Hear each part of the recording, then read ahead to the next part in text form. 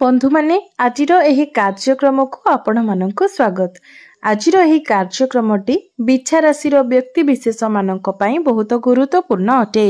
कारण आजिर एही भिडियो रे आमे माने जानिबा जे शनि जो राशि परिवर्तन करबा को जाउछंती, कुंभ राशि रो मीन राशि को प्रवेश करबा को जाउछंती। 29 मार्च 2025 को शनि जेतेबेले कुंभ राशि रो मीन राशि को प्रवेश करिवे तो एहार प्रभाव रे आपणक जीवन रे केउ सब परिवर्तन घटिबो। आपणक जीवन रे केउ सब बड़ घटना गुड़िक घटिबो। एहा व्यतीत आपणक राशि रे जो शनि अढ़ई चलीछि तो शनिकर राशि परिवर्तन फल रे आपणक राशि रे शनि अढ़ई रो मध्य समाप्ति हेबो।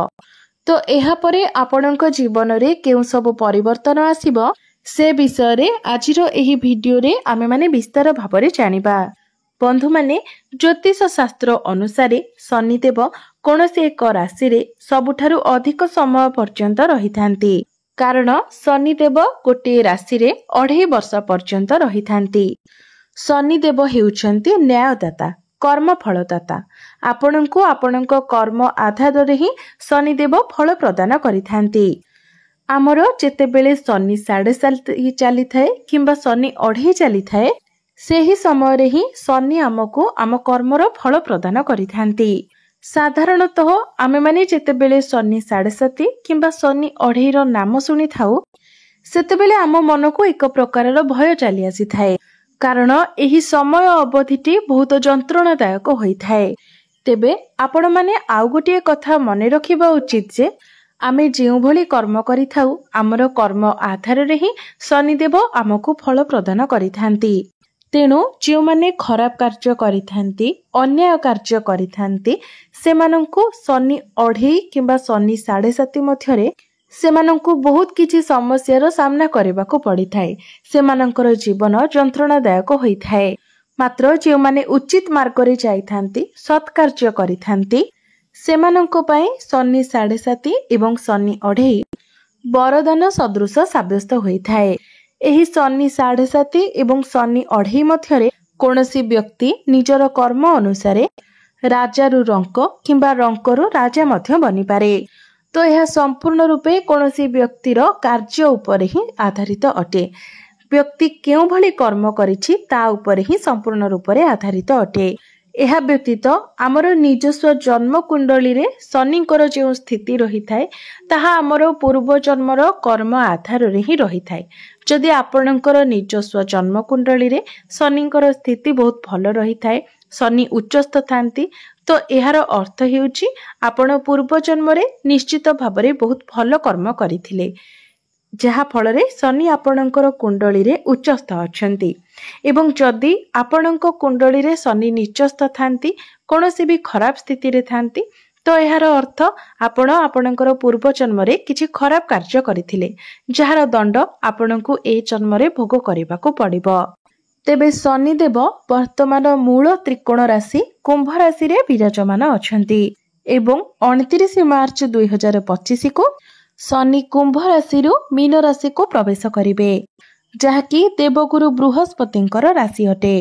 तेबे शनिदेव जो कुंभ राशि रु मीन राशि को प्रवेश करिवे तापरे किछि राशि रे शनि 7.5 रो समाप्ति हेबो एवं आउ किछि राशि रे शनि 7.5 रो आरंभ हेबो। किछि राशि रे शनि 2.5 रो समाप्त हेबो तो आउ किछि राशि रे पुणी शनि 2.5 रो आरंभ हेबो। तेबे मोटामोटी भाबरे कहिबाको गले शनिकर एही गोचर फल रे 12टी जाक राशि उपरे एहार किछि न किछि प्रभाव पड़िबो।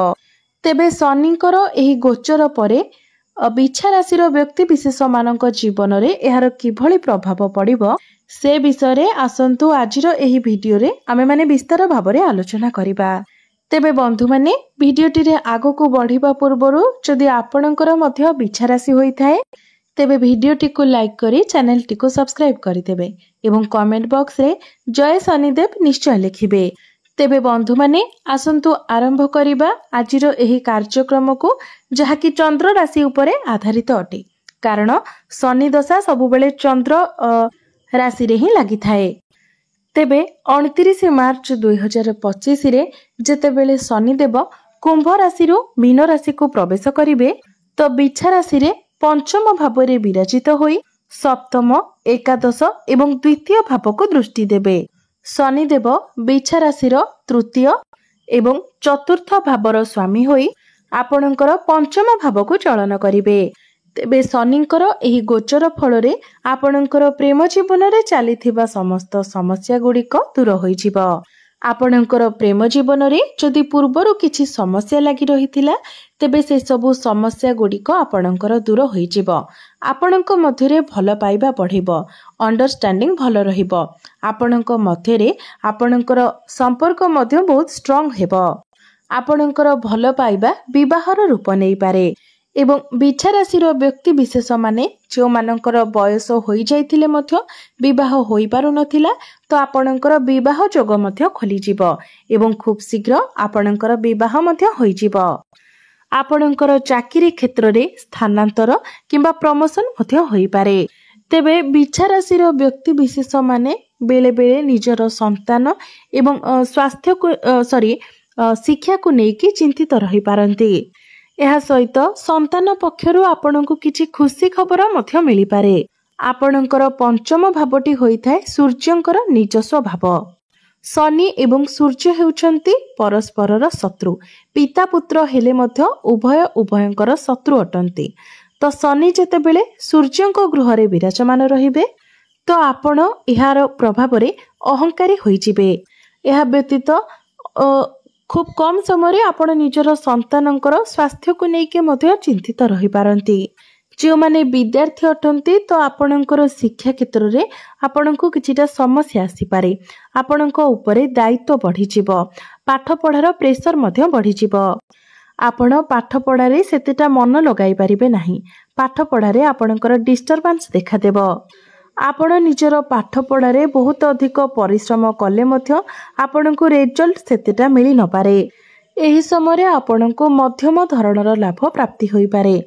बिछा राशि व्यक्ति विशेष माने एही समय बुद्धिमान एवं परिश्रमी हेबे एवं अधिक परिश्रम करबा हेतु आपण प्रत्येक क्षेत्र रे दक्षता मध्य हासिल करिवे। पंचम भावरे शनिंकर गोचर हेबा फଳରେ बेले बेले आपणकर प्रेम जीवन रे मध्य किछिटा समस्या सृष्टि होई पारे। जदि आपणकर निजस्व जन्म कुंडली रे पंचम भावर स्वामी नवम, दशम किंबा एकादश भावरे थांती तो एही समय बिछा राशि व्यक्ति विशेष निजर परिश्रम बल रे मान सम्मान एवं धन दौलत मध्य आपण हासिल करि परिबे। बिछा राशि व्यक्ति विशेष माने एही समय समाज ठारू टिके दूरे रहिबाको पसंद करिवे। एका रहिबाको आपणको बेसी पसंद आसी पारे। पंचम भावरे शनिंकर गोचर हेबा द्वारा शनिंकर तृतीय दृष्टि आपणकर सप्तम भाव उपरे रहिबो। सप्तम भावटी होइथाय वैवाहिक जीवनर भाव एवं आपणक जीवन साथींकर भाव। एहा सहित व्यापार वाणिज्यर भाव जहा फଳରେ एही समय आपणकर विवाह जोग बनिबो। आपण निजर इच्छा मुताबक जीवन साथीटे पाई परिबे। आपणकर व्यवसाय रे उन्नति हेबा सहित रोजगार रे मध्य वृद्धि हेबो। प्रत्येक क्षेत्ररो आपणको मान सम्मान प्राप्ति हेबो। आपणकर धन धान्य रे वृद्धि हेबो। अटकी रहिथिबा व्यवसाय मध्य आपणकर आगकु बढ़िबो। आपणकर वैवाहिक जीवन सुखमय हेबा सहित पूर्वरु आपणकर वैवाहिक जीवन रे जदि किछि समस्या लागि रहितिला तेबे ताहा मध्य समाधान होइजिबो। पति पत्नीकर संपर्क रे मधुरता आसीबो। मात्र आपणकर जीवन साथी टिके निजर काम रे अधिक व्यस्त रहिबा कारणरु आपणकर वैवाहिक जीवन रे किछिटा भूल बुझामणा सृष्टि होई पारे। पंचम भावरे रही शनि सप्तम दृष्टि रे आपणकर एकादश भाव को देखिबे जहा फଳରେ बिछा राशि व्यक्ति विशेष माने एही समय रे निजर परिश्रम एवं बुद्धिमत्ता कारणरु निजर समस्त इच्छा गुडी को पूर्ण करने को चेष्टा करिवे। निजर कार्य प्रति से अत्यधिक समर्पित रहिबे। निष्ठार सहित कार्य करिबा द्वारा निजर कर्म क्षेत्र रे मान सम्मान प्राप्ति करि परिबे। व्यवसाय क्षेत्र रे मध्य आपण उन्नति करिवे। एही समय मध्यरे आपण धैर्यर सहित कार्य करिवे। एकादश भावटी होइथाय लाभर भाव, इच्छा पूर्तिर भाव। तो एही समय मध्यरे आपण निजर परिश्रम बलरे निजर धन दौलत, जान वाहन, घर इत्यादि किणाकिणी करि पारंती। पंचम भावरे रही शनि दशम दृष्टि रे आपणकर द्वितीय भावको देखिबे, जहा फଳରେ परिवार रे पूर्वरु चली आसुथिबा समस्या गुड़िक आपणकर दूर होइजिबो। एहा सहित आपणकर परिवार रे सुख शांति मध्य लागि रहिबो। धन संबंधी समस्या मध्य दूर होइजिबो। तेबे शनिकर एही गोचर बिछा राशि व्यक्ति विशेष माननकु किछि सकारात्मक परिणाम देबा सहित किछि नकारात्मक परिणाम मध्य प्रदान करिबो। जेमिति कि आपणकर किछिटा स्वास्थ्यगत समस्या देखा देई पारे। आपणक उपरे कार्यभार अधिक रहिबा हेतु आपण निजर इच्छा को पूर्ण करिबा पई अधिक परिश्रम करिबा हेतु जीवन रे किछिटा सुख शांतिर कमी होई पारे। जदि आपणकर कुंडलीर पंचम भावरे कर्कट, बिछा किंबा मीन राशिर संबंध रही थाए, तेबे आपण एही समय अवधि मध्यरे खुशी, प्रशंसा, प्रेम सब किछि आपणको कम लागिबो। एपरि परिस्थिति रे आपणकर एई सबुरे कमी आसी थाए। तेबे शनिकर अशुभ प्रभाव को कम करिबा पई एवं अधिक शुभ फल प्राप्ति करिबा पई आपण प्रति शनिवार दिन कला रंगर गाई को रुटी खाइबाको दियंतु एवं प्रत्येक शनिवार दिन आपण शनि मंदिर रे एक सोरिष तेलर दीप प्रज्वलन करंतु। एहा सहित प्रत्येक दिन आपण संध्या समय रे हनुमान चालीसार पाठ करंतु।